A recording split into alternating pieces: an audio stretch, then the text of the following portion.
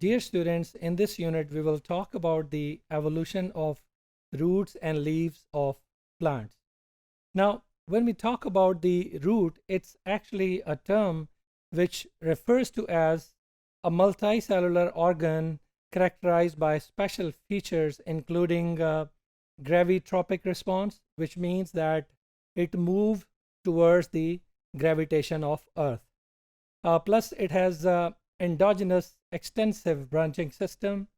Then it has root hair present for the efficient absorption of water, as well as protective root cap at the tip of their tips. Now, when we talk about the development of these roots, they evolved as early as in Devonian period, some 416 to 360 million years ago. Now, when we study the roots, as you can see here, this plant has extensive root systems. You can find different types of roots. Some are large, some are very small in size, and they have special characteristics.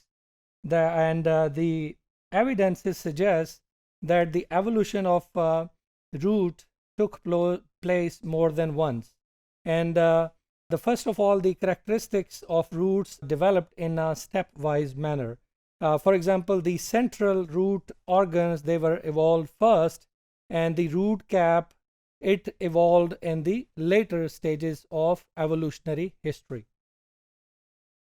Now, when we combine these root with the vascular system, it has become very essential and very important part of evolution of large plants.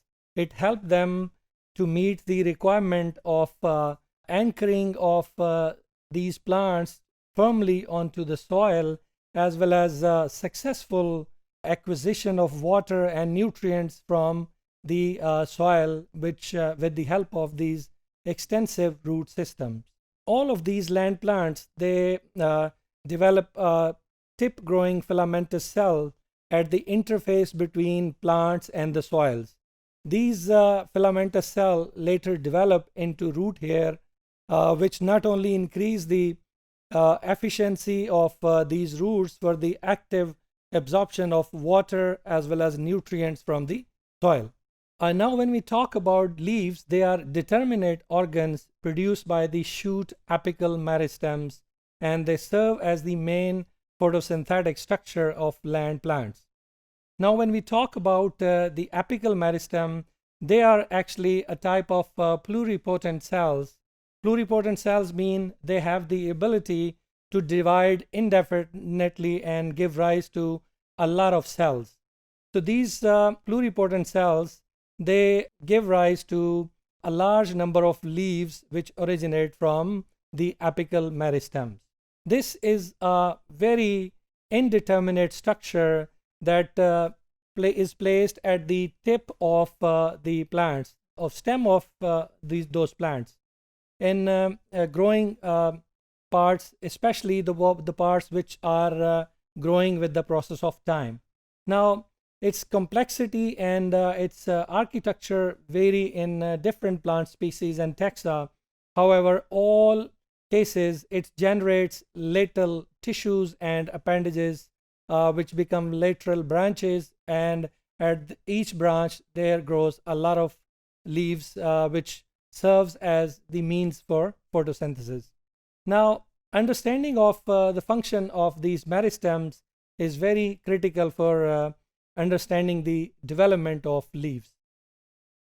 Now, about 380 million years ago, plants with vascular tissues, they first evolved a special type of leaf which we call as microphyll.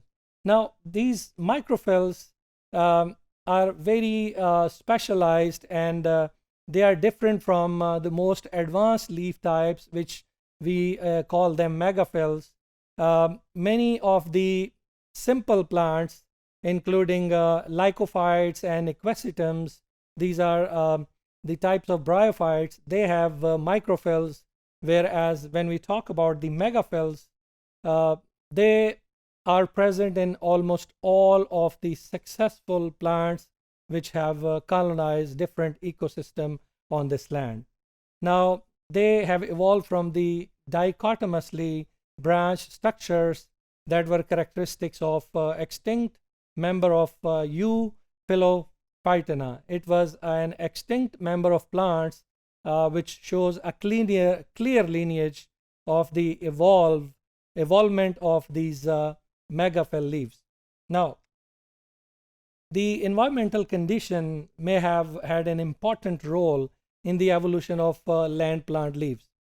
In earlier periods, through the evolution, carbon dioxide was abundantly present in the atmosphere, so there was no need of megaphyll leaves because the abundant carbon dioxide could easily be absorbed by the microphyll leaves. Later, when there was a drop in carbon dioxide seen in the atmosphere, it led to the evolution of megaphyll leaves, which became very efficient in absorbing small quantity of carbon dioxide, which is essential in order to synthesize food by the plants.